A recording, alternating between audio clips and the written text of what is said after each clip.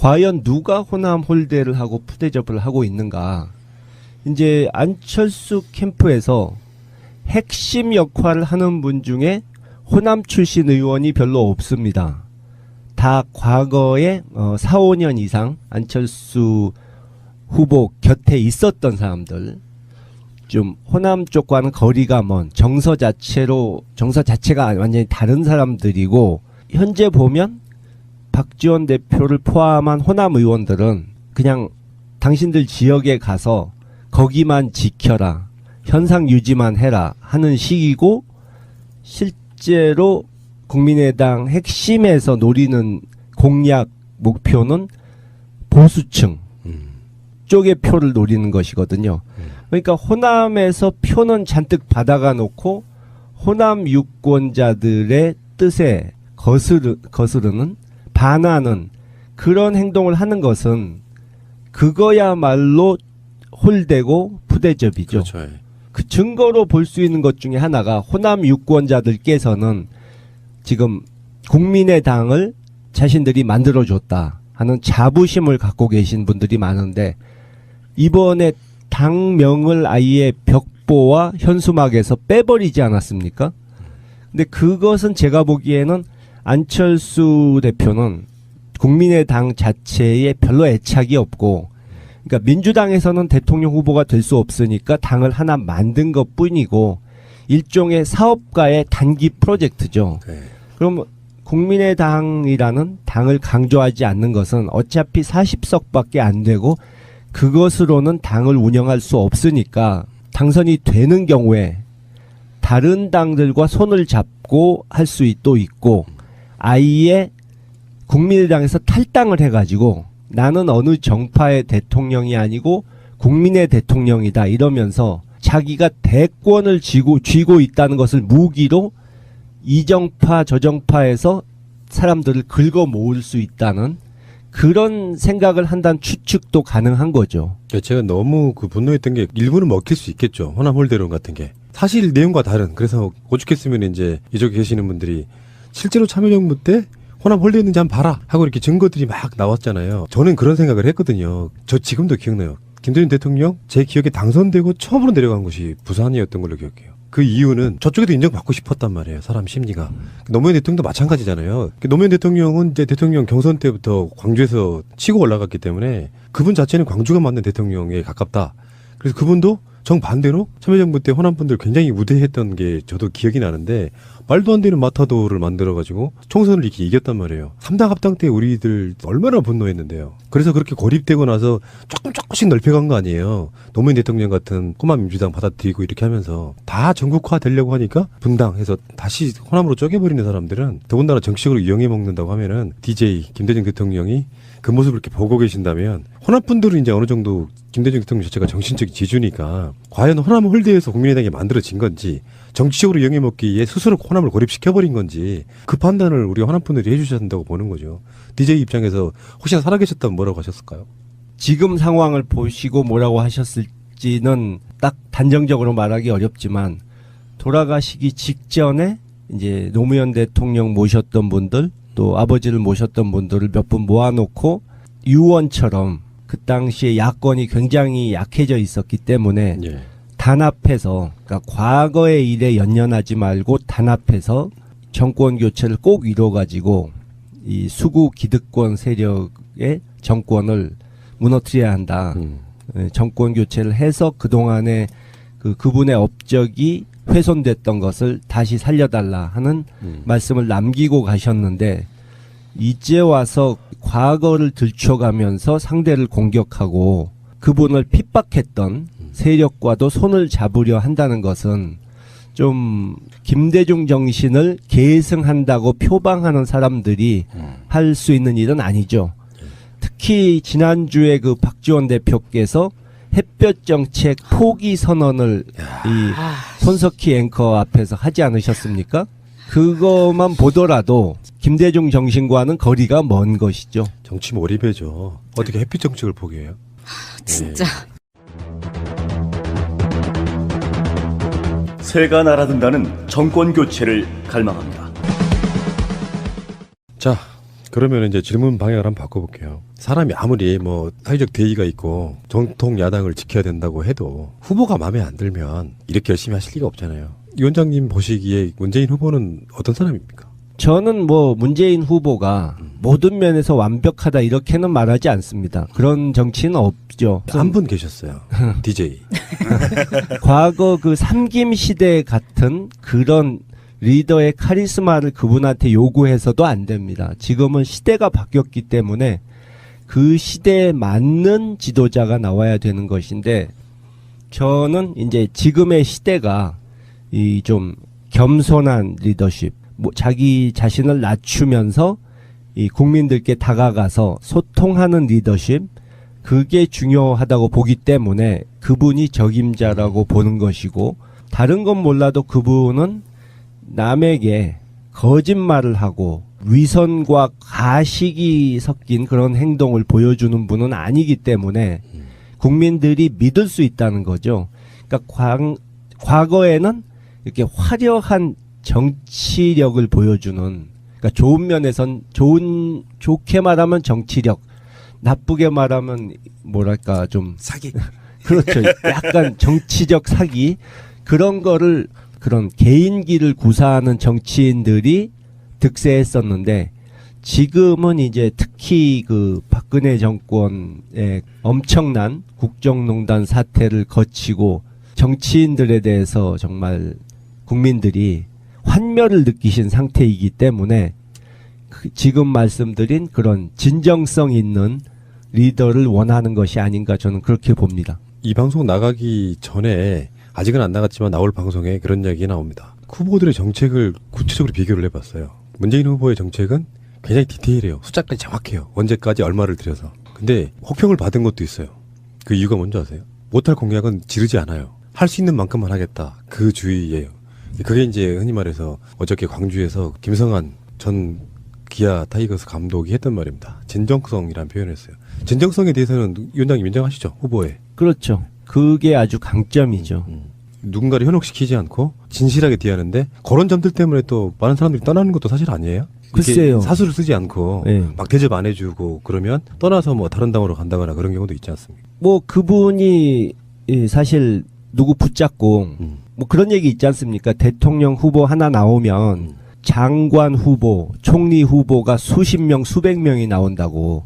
그러니까 일단 도와달란 소리 하기 위해서 내가 되면 뭐 너한테 장관 주마, 뭐 총리 주마, 이런 소리를 막 하는데, 이분은 그러시지 않는 분이니까 그런 점에서는 약간 그게 약점이 된다고 할 수도 있죠. 그러니까 그런 식으로밖에 이야기할 수밖에 없는, 사실 듣고 보면 장점인, 시대에도 사실 맞는 거 아니에요. 그렇죠. 아버님이 호명이 돼서 좀 안타깝긴 하지만, 좋았건 싫었건 간에 그 시대의 정치인의 상징은 삼김시대라고 해서 이게 끝났다라고 표현을 하고, 압도적 카리스마는 이제 있는 시대는 지났다라고 표현하는데, 그런 시대에 그런 정치를 아직도 하고 있는 분들이 계신다는 거예요. 제 이야기는. 그러니까 저하고 문재인 대표하고 또 돌아가신 노무현 대통령님하고 공통점이, 정치인은 조금 이렇게 뻔뻔한 구석도 조금은 있어야 되고, 아무나 붙잡고 형님 동생 하는 뭐 이런 것도 좀 있어야 되고, 아까 얘기한 것처럼 아이 날 도와주면 뭐 내가 나중에 신세 안 감겠냐고 하면서 막 이러는 그런 부분이 좀 있어야 되는데, 저나 그분들이나 좀 그런 면은 좀 부족하죠. 문재인 후보는 위원장님 보고 뭐라 그래요? 되게 고마워하지 않으세요? 문재인에게 김홍걸이 없었다면 정말 많은 사람들이, 호남 사람들이 실제로 등을 돌렸을 수도 있어요. 마타도에 넘어가서. 그래서 어떤 그 소중하게 생각하는 그 완소 아이템 이런 거일 것 같은 생각이 드는데, 그런 표현 하신 적 없으세요? 아유, 그분은 이 아이 재미없어요. 바깥으로 내색을 그렇게 하시는 성격이 아니라서. 근데 저도 마찬가지니까 네. 그분을 원망할 입장이 못 돼요. 그럼 두 분이 차를 마시면 말 거의 없죠. 뭐 5분에 한 마디. 정치 현안에 대한 얘기는 하죠. 예. 아니, 제가 광주 유세 하셨잖아요. 예. 거기에서 그 문재인 후보의 마음을 제가 본 게, 다 그 단상에 나와서 인사들하고 일일이 호명하면서 누구십니다, 누구 오셨습니다 이렇게 하고 단상을 내려가는데, 김홍걸 위원장님만 문재인 후보가 가가지고 내려가는데 끌고 와서 같이 손들고 인사를 하더라고요. 난 거기서 그걸 느꼈어요. 아, 정말 둘이 형제같이 친한가 보다. 애정하는구나. 애정이 있구나. 그런 거를 느꼈거든요. 그러니까 그 눈빛이, 그러니까는 굉장히 다 쳐다보는 게, 아유, 진짜 도와줘서 감사합니다. 모든 이들에게 감사합니다 하는데, 그 가끔 이렇게 흔들릴 때 그 눈물이 글썽글썽 하시면서 정말 고맙습니다 하는 분들이 몇 분 계시죠? DJ처럼 그 지역에 태어나지는 않았어도 김홍걸 위원장을 보면 호남 사람들은 DJ에게 환생한 듯한 약간 그런 동질감이 있어요.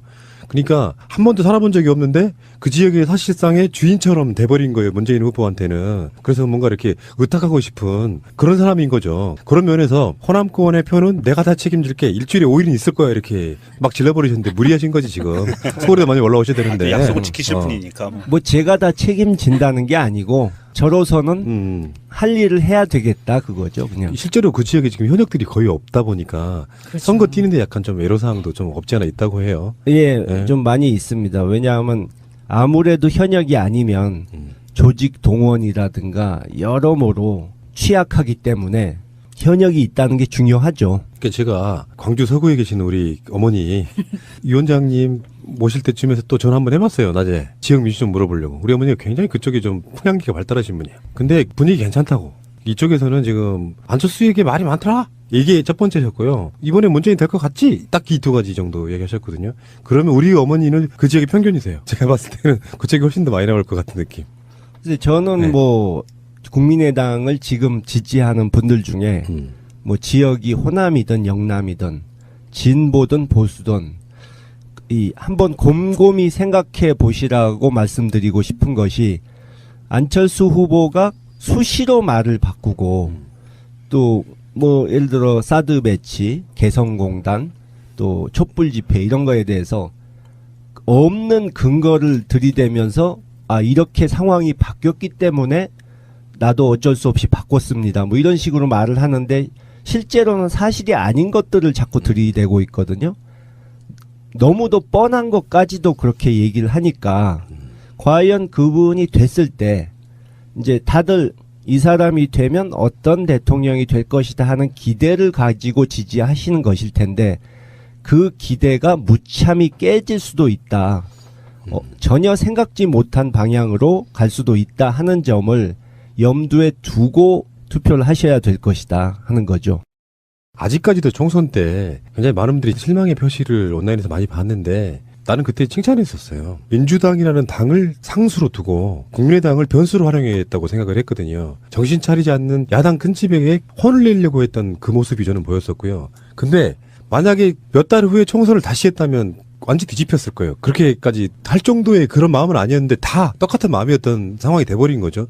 그런 느낌이라고 보고 호남은 노무현 대통령 경선에서 뽑힐 때 느꼈던 기분은 뭐였냐면은 남들이 아무도 예측 못할 때예요. 당시에 이인재 뭐 한화갑 이런 사람들이 대세론이라고 했던 시대예요. 그때 분명히 광주 사람들은 노무현 뽑을 거야라고 내가 예언한 적이 있어요. 당시에. 언론 아무도 눈치를 못 챌 때. 그게 호남의 정신이에요.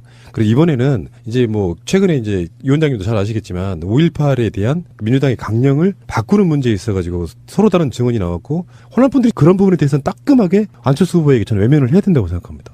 어떻게 보십니까? 5.18 강령 삭제 부분. 그 부분은 근데 제가 구체적인 내용은 다 알지 못하기 때문에 그 당시에 어떤 일이 있었다 단정적으로는 말씀을 못 드리는데 그 후에 그 안철수 후보의 태도를 보면 그 5.18이라든가 뭐 6.15 정상회담 이런 부분에 대한 존중하는 마음이 별로 없어 보인다.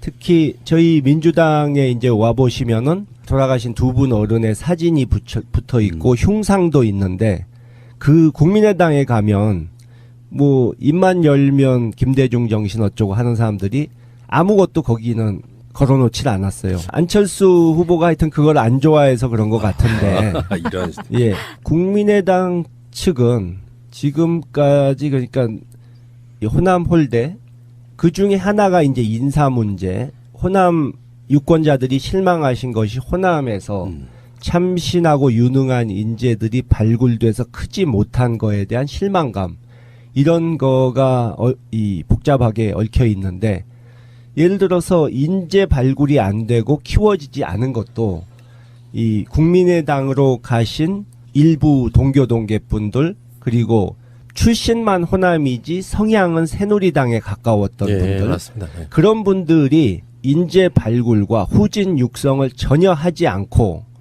그냥 지역의 토호 세력과 결탁해서 자신들의 입속만 채우려고 했기 때문에 그렇게 된 것.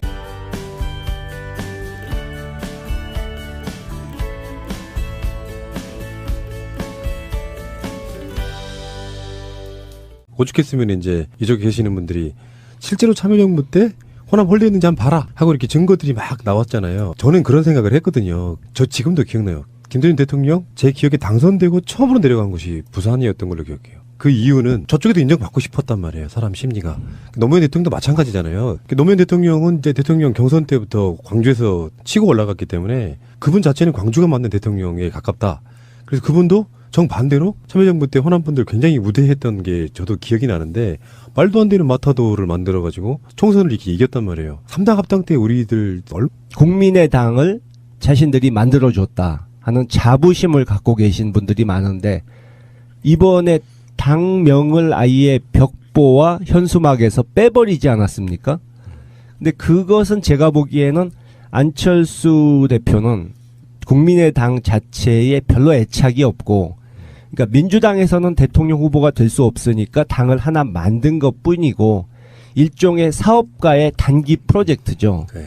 그럼 국민의당이라는 당을 강조하지 않는 것은 어차피 40석밖에 안 되고 현상 유지만 해라 하는 식이고 실제로 국민의당 핵심에서 노리는 공약 목표는 보수층 쪽의 표를 노리는 것이거든요.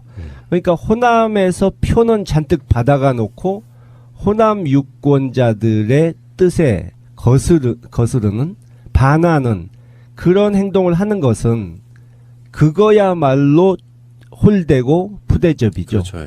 그 증거로 볼 수 있는 것 중에 하나가 호남 유권자들께서는 지금 과연 누가 호남 홀대를 하고 푸대접을 하고 있는가. 이제 안철수 캠프에서 핵심 역할을 하는 분 중에 호남 출신 의원이 별로 없습니다. 다 과거에 4, 5년 이상 안철수 후보 곁에 있었던 사람들, 좀 호남 쪽과는 거리가 먼 정서 자체가 완전히 다른 사람들이고 현재 보면 박지원 대표를 포함한 호남 의원들은 그냥 당신들 지역에 가서 거기만 지켜라. 그것으로는 당을 운영할 수 없으니까 당선이 되는 경우에 다른 당들과 손을 잡고 할 수 또 있고 아예 국민의당에서 탈당을 해가지고 나는 어느 정파의 대통령이 아니고 국민의 대통령이다 이러면서 자기가 대권을 쥐고 있다는 것을 무기로 이 정파 저 정파에서 사람들을 긁어 모을 수 있다는 그런 생각을 한다는 추측도 가능한 거죠. 제가 너무 그 분노했던 게 일부는 먹힐 수 있겠죠. 호남 홀대론 같은 게. 사실 내용과 다른 그래서